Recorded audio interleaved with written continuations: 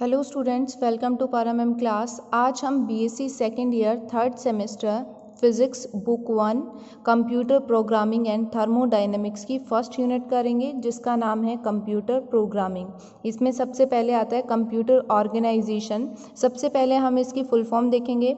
Computer के अंदर C stand for commonly, O for operating, M for machine, P for particularly, U for used for, T for technical, E for education and R for research.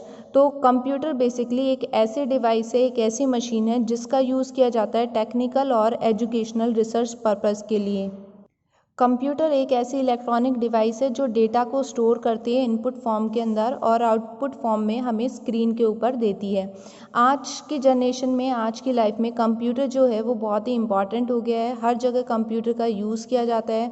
Office में, bank में, educational purpose के लिए, institutes में हम use करते हैं, क्योंकि computer के बहुत सारे पॉजिटिव इफ़ेक्ट हैं। जैसे कि कंप्यूटर की स्पीड जो है वो बहुत फास्ट होती है, वर्सेटाइल होता है, हमें एक्यूरेट पावर देता है और ये मेमोरी को स्टोर करके रखता है। अब इसके हम कुछ इंपॉर्टेंट फीचर्स के बारे में पढ़ेंगे, जो आता है कंप्यूटर ऑर्गेनाइजेशन।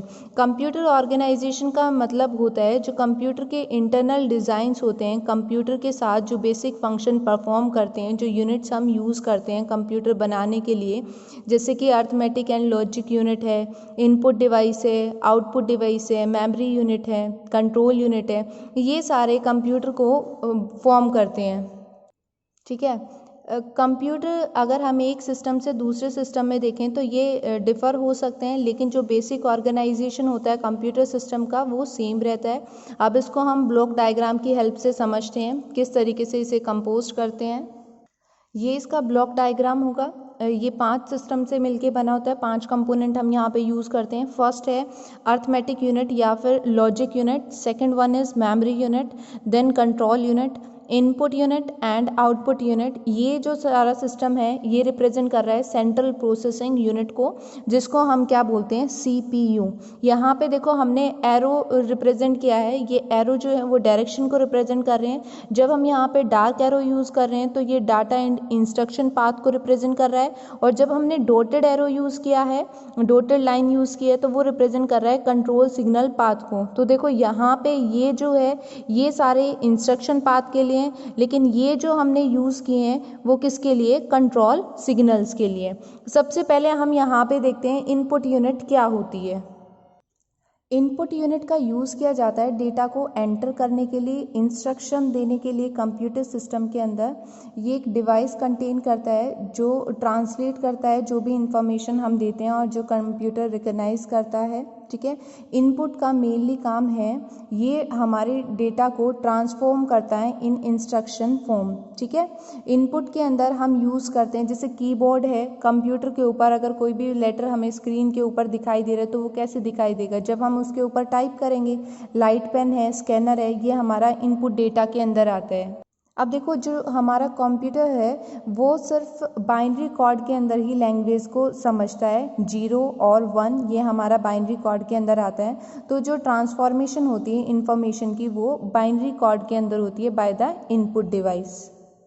नेक्स्ट आता है आउटपुट यूनिट। आउटपुट यूनिट के अंदर जो भी हमने इंस्ट्रक्शन कंप्यूटर को दी है वो हमें रीडेबल फॉर्म के अंदर, रिजल्ट फॉर्म के अंदर प्रोवाइड करता है। उसके अंदर हम यूज़ करते हैं, जैसे हमारा प्रिंटर है। ठीक है। अगर आपने कुछ भी टाइप किया है उसको कमांड देते हो तो वो आपको प्रिंट फॉर्म के अंदर एक रिजल्ट फॉर्मेशन में दे देता है। अनदर हम यूज़ कर सकते हैं वीडीयू। वीडीयू का मतलब होता है विजुअल डिस्प्ले यूनिट, वो भी हमारी आउटपुट फॉर्म के अंदर होती है। फ्लॉपी ड्राइव है, डिस्क ड्राइव है, ये सारे हमारे आउटपुट यूनिट के अंदर आते हैं। फॉर एग्जांपल मैं आपको पढ़ा रही हूँ तो ये आपको क्या मिल रहा है, इनपुट मिल रहा है। जब मैं आपका एग्ज़ाम लूँगी तो आप पेपर में जो रिटन फॉर्म में मुझे दोगे वो किस फॉर्म के अंदर होगा, आउटपुट फॉर्म के अंदर होगा। ऐसे ही कंप्यूटर सिस्टम में होता है, जब हम डेटा सेव करते हैं तो वो इनपुट में होता है, और जब वो रिजल्ट की फॉर्म में हमें देता है तो उसे हम आउटपुट बोलते हैं। आई होप ये दोनों कंपोनेंट क्लियर हो गए होंगे। नेक्स्ट आता है अर्थमेटिक यूनिट या फिर लॉजिकल यूनिट, इसी को हम बोलते हैं ALU, अर्थमेटिक लॉजिक यूनिट। इसके अंदर हम ऑपरेशन अप्लाई करते हैं। कंप्यूटर के अंदर 4 बेसिक ऑपरेशन होते हैं, addition, subtraction, multiplication and division. वो लॉजिक ऑपरेशन की हेल्प से हम अप्लाई करते हैं कि क्वांटिटी जो है वो ग्रेटर देन है, लेस देन है। डेटा को हम इंस्ट्रक्शन करते हैं, जितना भी डेटा होता है इंस्ट्रक्शन प्रोसीड होती है, देन प्राइमरी मेमोरी के अंदर स्टोर होता है, फिर ALU के पास ट्रांसफ़र्ड हो जाता है और फिर जिस भी प्रोसेस के अंदर हमें चाहिए होता है, लाइक आप एडिशन का ऑपरेशन लगा रहे हो, सब्ट्रैक्शन का लगा रहे हो या मल्टीप्लिकेशन का है, तो जब भी हमें चाहिए हम उसको प्रोसेस करा के ले सकते हैं। नेक्स्ट आता है मेमोरी यूनिट। मेमोरी का मतलब क्या होता है? याददाश्त। ऐसे ही कंप्यूटर के अंदर भी एक मेमोरी यूनिट होती है। जब हम उसको इनपुट फॉर्म के अंदर कोई भी इंस्ट्रक्शन देते हैं या डेटा एंटर करते हैं तो वो उसको स्टोर कर लेते हैं बिफोर एक्चुअल प्रोसेसिंग स्टार्ट। ये एक इंटरमीडिएट स्टेट होती है, ये एक फाइनल रिजल्ट को स्टोर करती है मेमोरी यूनिट आउटपुट यूनिट के पास जाने से पहले। नेक्स्ट आता है कंट्रोल यूनिट। कंट्रोल यूनिट जो है वो कंप्यूटर की सेंट्रल नर्वस सिस्टम की तरह होता है। ये बहुत सारे फंक्शन परफॉर्म करता है, जैसे डेटा को मेन मेमोरी के अंदर रिट्राइव करता है, जो रिट्राइव इंस्ट्रक्शन होती है मेन मेमोरी की उनको डिटरमाइन करता है और उसके ऊपर एक्शन लेता है। डायरेक्ट CPU जितना भी ऑपरेशन कैरी करता है उसको डिटरमाइन करता है कि ये ऑपरेशन अप्लाई हुआ या नहीं हुआ। CPU जो है वो डायरेक्ट सिस्टम के ऊपर हमें दिखाई देता है ऑन द स्क्रीन, और अगर कोई भी एरर होता है तो ये हमें वार्न कर देता है। आई होप ये कंपोनेंट आपको समझ आए होंगे। अब हम बात करते हैं मेमोरी यूनिट के सब टाइप्स की। मेमोरी यूनिट के अंदर 2 पार्ट्स होते हैं, first is primary memory and second is secondary memory. जो प्राइमरी मेमोरी होती है उसको हम मेन मेमोरी या फिर इंटरनल मेमोरी बोलते हैं। इसको हम एसेंशियल मेमोरी भी बोलते हैं। ये बहुत फास्ट होती है, जितने भी प्रोग्राम्स होते हैं, डेटा होते हैं, वो सारे यहाँ से एग्जीक्यूट होते हैं। फर्स्ट हम इस मेमोरी के अंदर डालते हैं, देन उसके बाद ये वर्क करते हैं। इसके भी 2 सब टाइप होते हैं, first is RAM, second is ROM. RAM का मतलब होता है रैंडम एक्सेस मेमोरी और रोम का मतलब होता है रीड ओनली मेमोरी। देखो फर्स्ट हम पहले रैम को समझते हैं। रैम को हम बोलते हैं रीड राइट मेमोरी, इस नाम से भी इसको जाना जाता है क्योंकि इसके अंदर इंफॉर्मेशन को हम रिटन फॉर्म के अंदर, रीड फॉर्म के अंदर यूज़ करते हैं। अगर कंप्यूटर स्विच ऑफ हो जाता है तो ये मेमोरी जो है वो लॉस हो जाती है। नेक्स्ट आता है रोम। रोम के अंदर अगर स्विच ऑफ हो जाता है कंप्यूटर का तो मेमोरी जो है वो लॉस नहीं होती है, वो उसके अंदर स्टोर हो जाती है। नेक्स्ट आता है सेकेंडरी मेमोरी। सेकेंडरी मेमोरी को हम एक्सटर्नल मेमोरी या ऑक्सिलरी मेमोरी भी बोलते हैं। प्राइमरी मेमोरी जो है वो लिमिटेड स्टोरेज कैपेसिटी होती है उसकी, हाई कॉस्ट के ऊपर।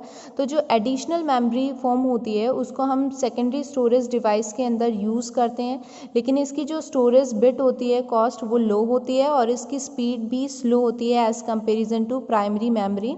इसके अंदर कुछ स्टोरेज डिवाइस आती है जैसे कि मैग्नेटिक डिस्क है, मैग्नेटिक टेप है, ऑप्टिकल डिस्क है, ये हमारी सेकेंडरी मेमोरी के अंदर आती हैं। ये जो मेमोरी होती है ये हमारी फाइल को स्टोर करके रखती है और इसको हम बैक स्टोरेज डिवाइस भी बोलते हैं। आई होप यहाँ तक आपको क्लियर हो गया होगा। अगर आपको इसके रिगार्डिंग कोई भी डाउट है तो आप कमेंट बॉक्स में लिख सकते हैं। आज का आपका क्वेश्चन है, आपको ALU, RAM, ROM इनकी फुल फॉर्म बतानी है। Thank you for watching my video.